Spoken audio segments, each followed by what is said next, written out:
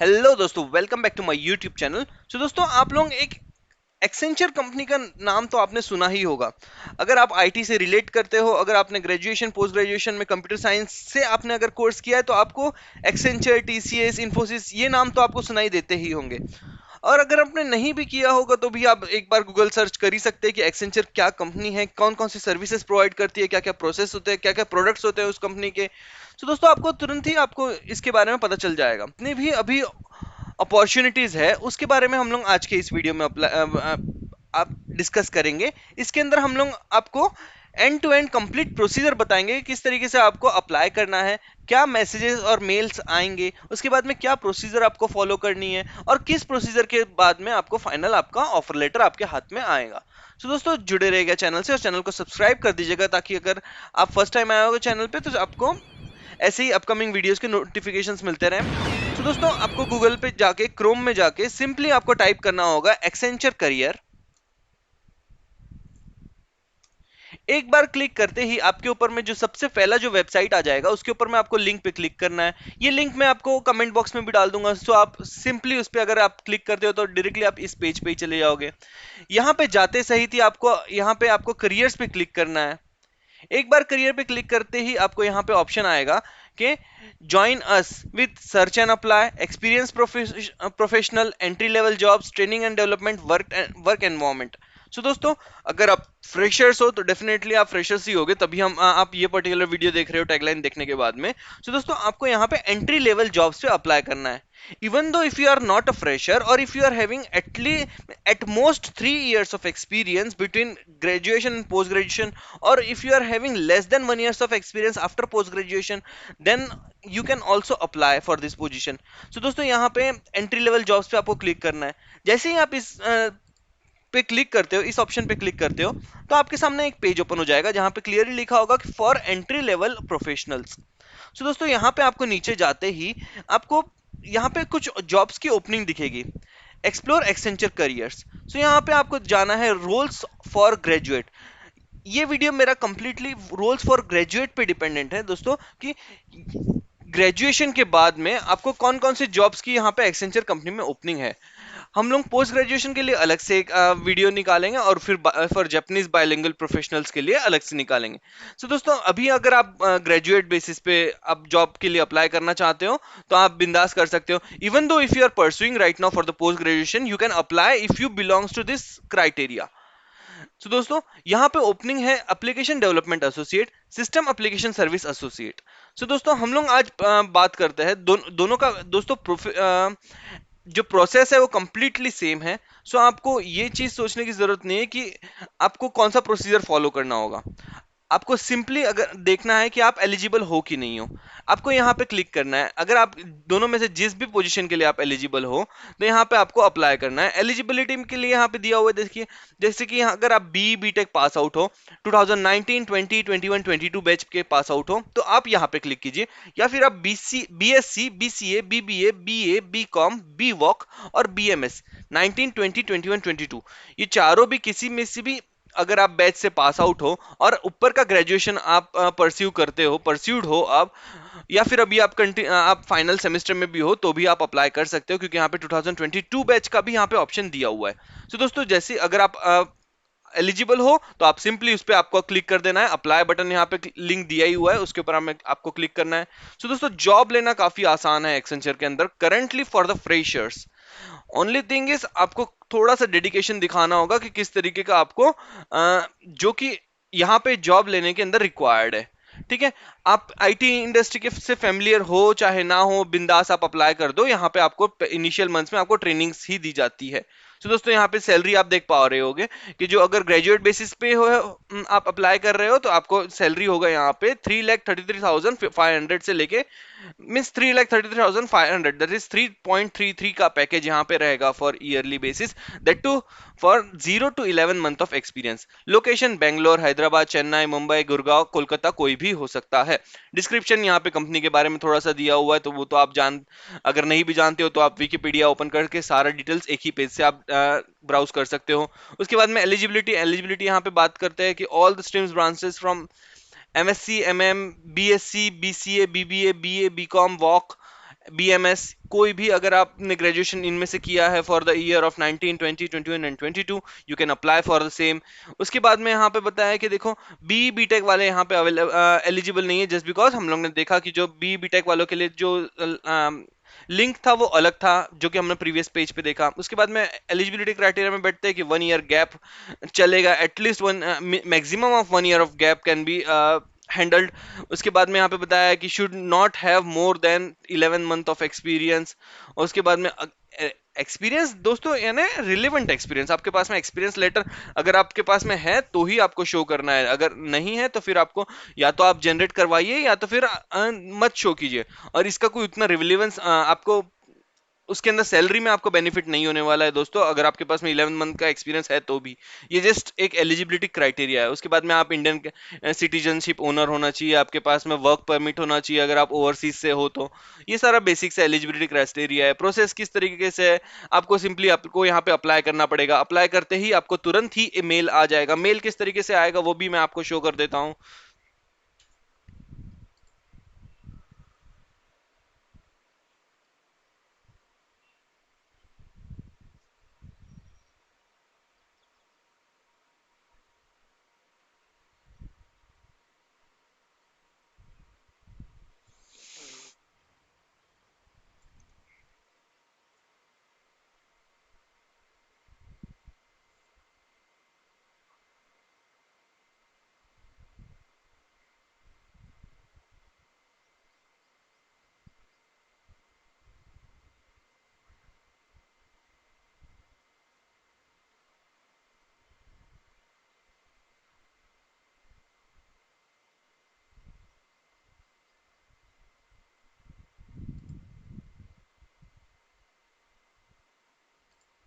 हम्म।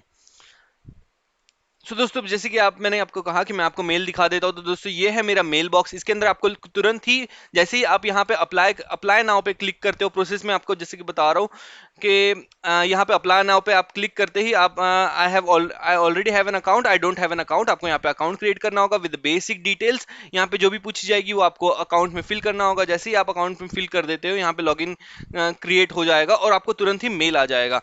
तो दोस्तों मेल किस तरीके से आएगा, मेल इस तरीके से कुछ आएगा। यहाँ पे आपको लिखा होगा कि ये एक्सेंचर से मेल आया हुआ है और उसके अंदर में आपको लिखा है कि किस किस टाइप के प्रोसीजर रहेगा। आपका सिर्फ 3 टाइप्स के आपको असेसमेंट रहेंगे। और ये सारा जो कि नीचे में डिटेल दिया हुआ है वो सारा आपको कंप्यूटर रेडीनेस के लिए दिया हुआ है, ताकि आपका जो कंप्यूटर है वो रेडी रहे फॉर द एग्जामिनेशन। मींस आपका उतना आपका जो कंप्यूटर है वो भी उतना एलिजिबल होना चाहिए, लाइक 4 GB रैम होना चाहिए, उसका हाई प्रोसेसर होना चाहिए, उसका विंडोज 8 से विंडोज 10 का ऑपरेटिंग सिस्टम रहना चाहिए, आपके पास में क्रोम ब्राउजर रहना चाहिए, स्टेबल इंटरनेट चाहिए। सो ये बेसिक सी नेसेसिटी दी हुई है।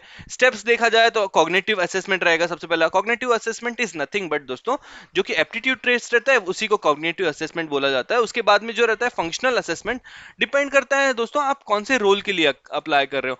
अगर आप ग्रेजुएशन के बाद में अप्लाई करते हो तो दोस्तों यहाँ पे आता है टेक्निकल असेसमेंट, और अगर आप पोस्ट ग्रेजुएशन के बाद में अप्लाई करते हो तो यहाँ पे आता है फंक्शनल असेसमेंट। यहाँ पे फंक्शनल असेसमेंट दिया हुआ है। उसके बाद में आपको जो अगर आप ये राउंड भी क्लियर कर, सारे ही राउंड एलिमिनेशन बेसिस रहते हैं दोस्तों, और तुरंत तुरंत रिजल्ट आता है। कॉग्निटिव का तुरंत आ जाता है और फंक्शनल का बाद में आता है, उसके बाद कम्युनिकेशन का उसके बाद में आता है। तो दोस्तों कॉग्निटिव का तुरंत ही आ जाता है, उसके बाद में फंक्शनल देना होता है, फंक्शनल या फिर टेक्निकल। टेक्निकल देने के बाद में 2 दिन का वेट करना पड़ता है, उसके बाद में रिजल्ट आ जाता है फंक्शनल का या फिर टेक्निकल का। उसके बाद में आपको कम्युनिकेशन टेस्ट देना होता है। कम्युनिकेशन टेस्ट में दोस्तों वही होता है जो कि हम लोगों को वो लोग बोलते जाते हैं, मीन्स एक ऑटो जनरेटेड दोस्तों एक इनका सॉफ्टवेयर रहता है जो कि वहाँ पे कंप्यूटर वॉइस आते रहता है, आपको रिपीट करना पड़ता है, स्टेटमेंट क्रिएट करना पड़ता है या फिर आपको कोई पैसेज बोलना पड़ता है। उसके ऊपर हम लोग अलग से वीडियो बना लेंगे, अगर रिक्वायर्ड होगा तो कमेंट बॉक्स पे डाल दीजिएगा।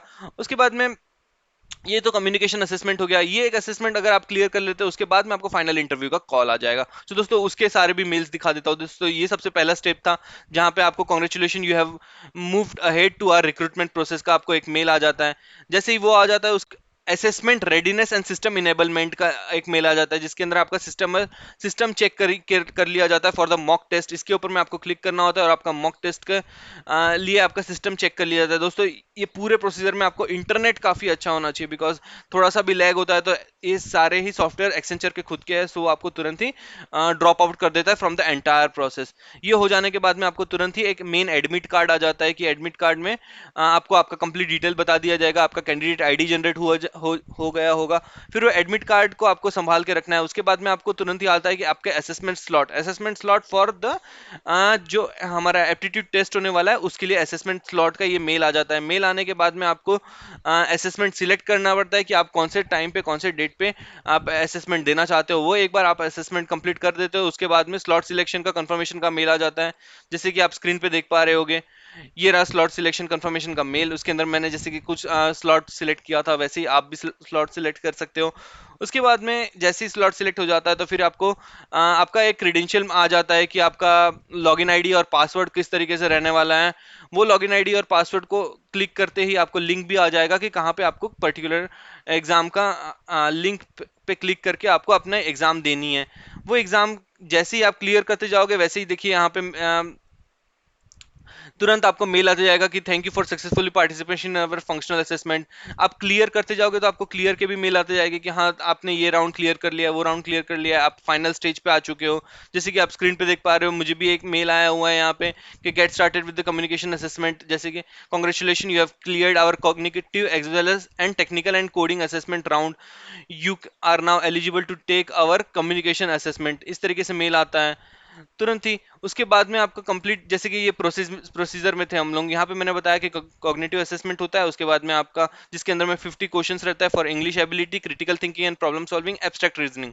उसके बाद में टेक्निकल असेसमेंट रहता है जिसके अंदर में आपको सारा टेक्निकल डिपेंड करता है, टेक्निकल या फिर फंक्शनल। और फिर उसके बाद में कम्युनिकेशन असेसमेंट रहता है। कम्युनिकेशन असेसमेंट यहाँ पे कुछ डिटेल दिया हुआ, और वैसे भी यूट्यूब में काफी सारे वीडियोस बने हुए हैं कि कम्युनिकेशन असेसमेंट किस तरीके से होता है।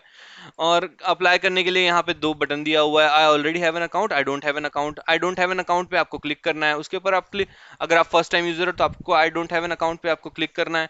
उसके ऊपर क्लिक करते ही आपके सामने में एक पेज ओपन हो जाएगा जहाँ पे आपको डूज और डोंट का लिखा होगा। आपको सिंपली इसके ऊपर में I am not a robot और फिर नेक्स्ट पे क्लिक कर देना है।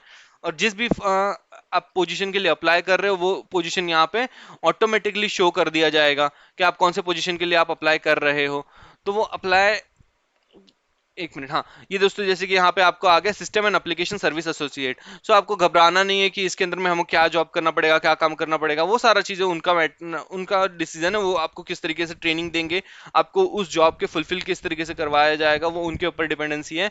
आपको सिंपली ये इंटरव्यू क्लियर करना है। ये आपने यहाँ पे रोल आपको कोई सिलेक्ट करने का ऑप्शन मिलेगा नहीं फिर यहाँ पे आपको लिखना है how did you find our job. ये सिंपली आपको कुछ भी एक ऑप्शन फिल कर देना है, आपका नाम, मिडल नेम, लास्ट नेम आपको डालना है। देन यूनिवर्सिटी रजिस्ट्रेशन नंबर, ये हर एक के ग्रेजुएशन के या फिर पोस्ट ग्रेजुएशन के जो फाइनल रिजल्ट्स होते हैं हमारे, उसके ऊपर में आपको यूआरएन नंबर मिल ही जाता है।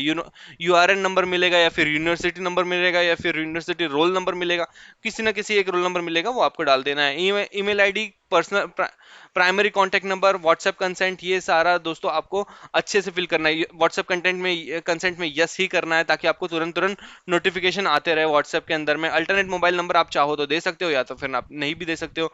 Date of birth, gender, residing state, city, और फिर यहाँ पे एजुकेशन टाइप, ये फिर प्रोफेशनल डिटेल्स, आपने कहीं पे इंटर्नशिप की है, वैलिड इंटर्नशिप है, सॉरी इंटर्नशिप का आपको इंक्लूड नहीं करना है, आपको सिर्फ एक्सपीरियंस का करना है।